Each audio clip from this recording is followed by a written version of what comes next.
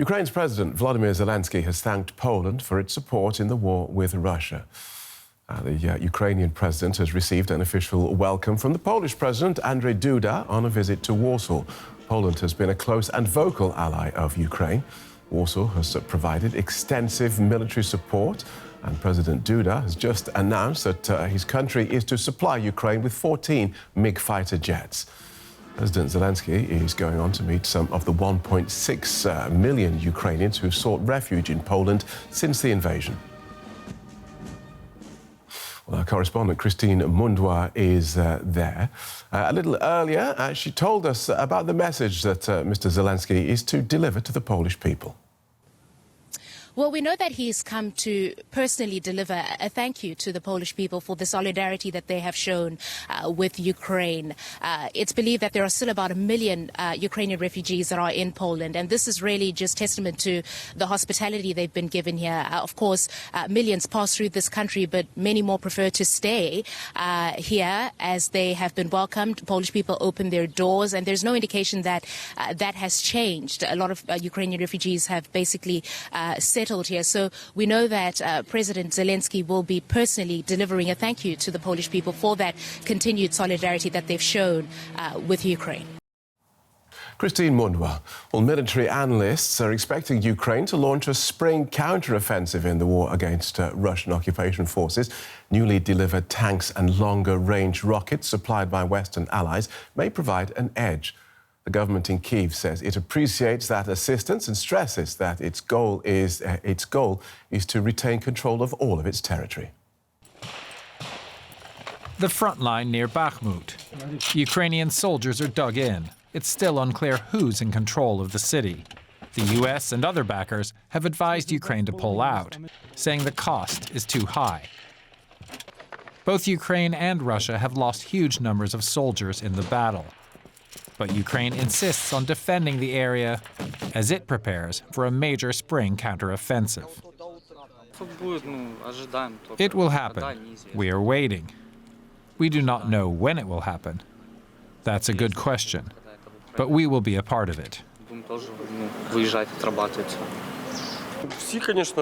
We are all waiting for equipment from the West. Ours is pretty old and worn out. It breaks down quickly.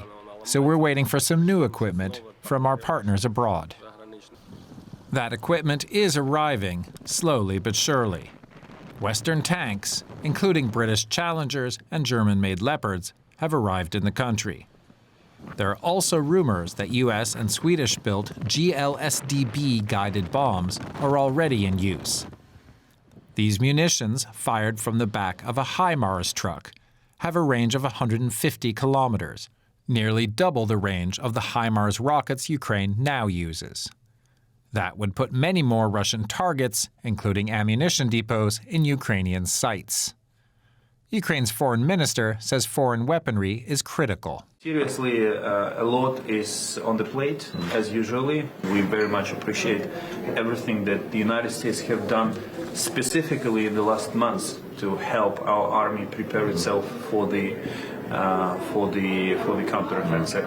The Biden administration has fulfilled its commitment to providing Ukraine with a lot of what we need, and to set an example, to give an example to other allies. Ukraine says its goal is to liberate all of its territory, including the Crimean Peninsula, in Russian hands for nearly a decade. Analysts say Ukraine will likely mount a major attack through the partially occupied Zaporizhzhia region, aiming at the Russian-held city of Melitopol. A successful push would cut through Russia's supply lines to its forces further west.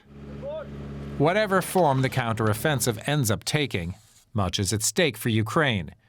The country's Western backers want to see Russia defeated on the battlefield, not another Bakhmut.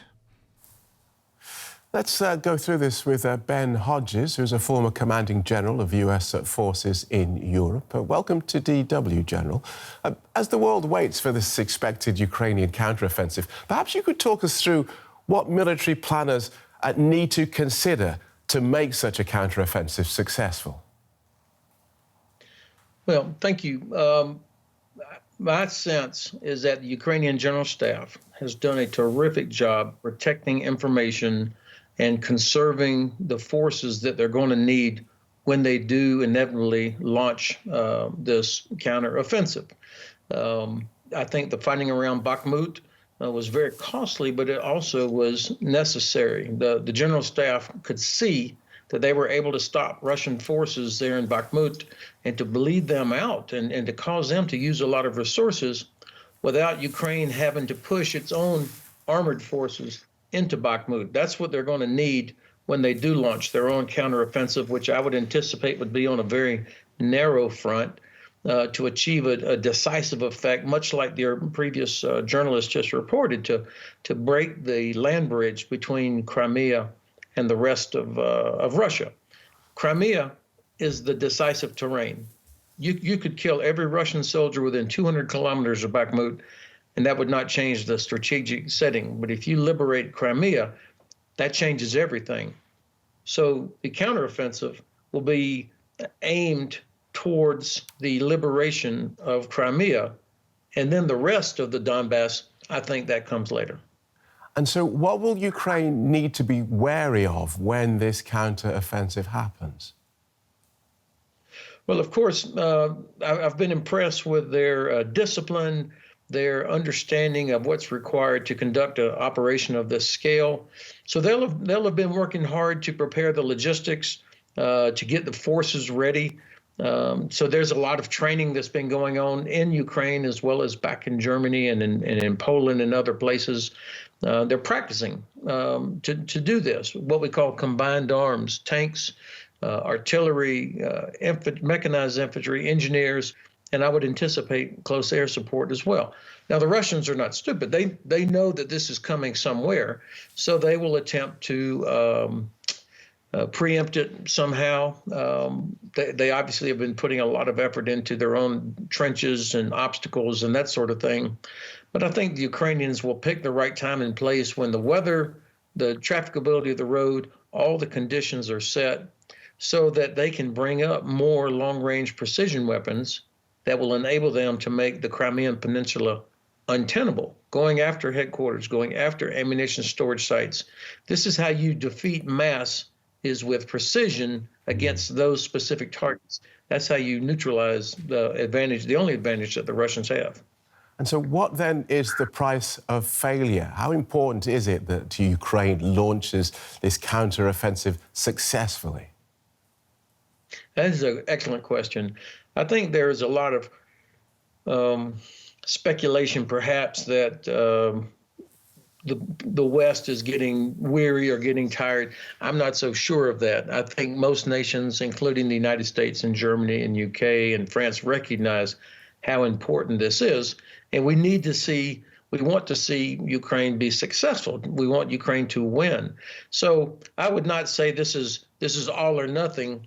But what I would expect, what I'm sure is happening, is that Ukraine, the General Staff, has done a very good job of preparation. They're continuing to do this, and I think this attack will have the possibility, or maybe the potential, to have a devastating effect on Russian forces. I think the Russians are really at the breaking point themselves. Their logistics system, we see constant reports of arguing and, flat out hatred and rivalry between all the leaders on the Russian side. And if this attack begins to pick up momentum and penetrates dozens of kilometers through Russian defenses, I think it's going to have a psychological effect on other Russian forces as well as in the Kremlin. And so I think the potential for a significant outcome is very real. The sanctions are having an effect. Russian people do not support this fight. They can't say that publicly, obviously, but there's nobody rushing to join the Russian army to join the fight. They absolutely don't want to be a part of it. And so these new longer range missiles, these GLSDB missiles, what sort of difference are they making? So you remember you remember when the HIMARS first arrived on the scene back last summer and immediately began to have effect, hitting Russian ammunition storage, Russian headquarters. And so the Russians then moved outside the range of the 90 kilometers that those rockets were able to reach. So by now, if in fact Ukraine has received the ground-launched small diameter bombs with that 150-kilometer reach, that means more of the Russian headquarters, artillery storage, and transportation networks, those are now going to be in range. And so, with that sort of precision, you really undermine the Russian advantage in mass infantry and mass artillery by taking out the headquarters, taking out the ammunition, and making it difficult for them to move. And this is the kind of operation that they'll be doing, I think, for the next couple of months, what we would call shaping the battlefield.